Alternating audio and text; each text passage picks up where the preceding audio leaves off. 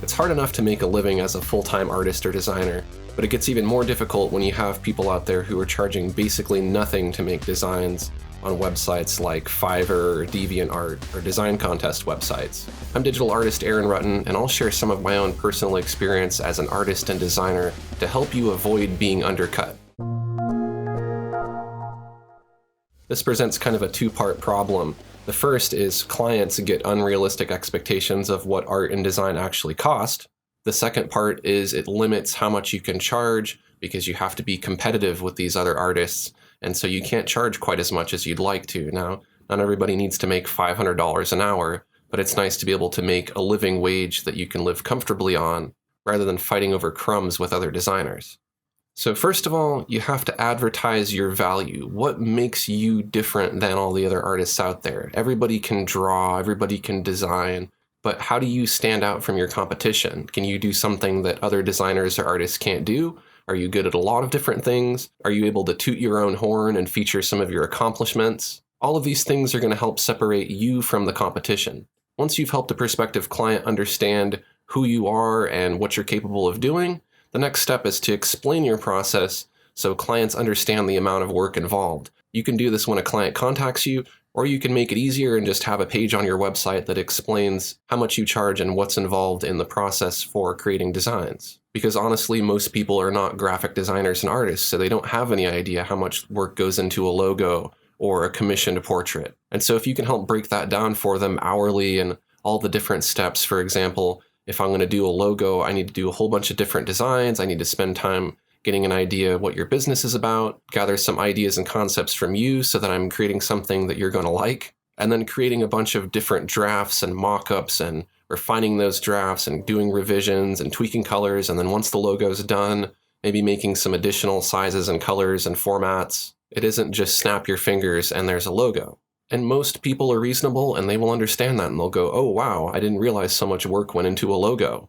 But even in doing that, you're still going to get cheapskates. There's a lot of cheapskates out there. So what do you do about the cheapskates? Because the cheapskates understand, yes, a lot of work goes into a quality logo, but I can get a cheap one for $5, so why should I pay a whole bunch of extra money for something that I don't really need when all logos are the same? You have to make it pretty clear that that point of view is completely incorrect, that not all designs are the same, and there's a lot of reasons why you want to choose a quality design or a quality artist over someone who's cheap.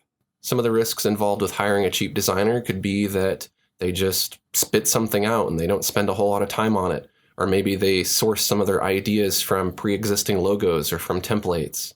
Maybe they don't even finish the job. Maybe they just take their money or take their deposit and you never hear from them again. It's not about scaring the client. It's about getting them to realize that this stuff does go on in this industry and they want to be able to protect themselves.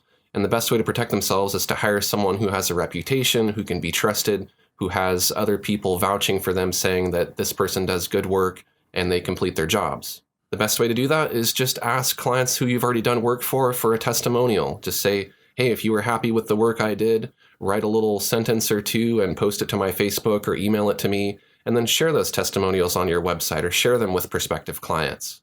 If people see that you have a good rapport with your clients and you can finish jobs with a satisfactory outcome, they're going to be more than happy to spend money on you over someone else who can't back themselves up with that kind of information. Now, the goal here is to not lower our rates. We want to be able to charge whatever we want to charge, whatever we feel is fair to us. So what you could do rather than lowering your rates is just offer people who are more budget-minded an economic option involving less cost. So you could delegate some of the work to the client and say, hey, how about you come up with these ideas and concepts and then send them to me? And, they say, okay, I want a green tiger jumping over fire. Then there you go. You don't have to shoot in the dark, coming up with a bunch of different ideas and having lunch with them, picking their brain for ideas and all that stuff.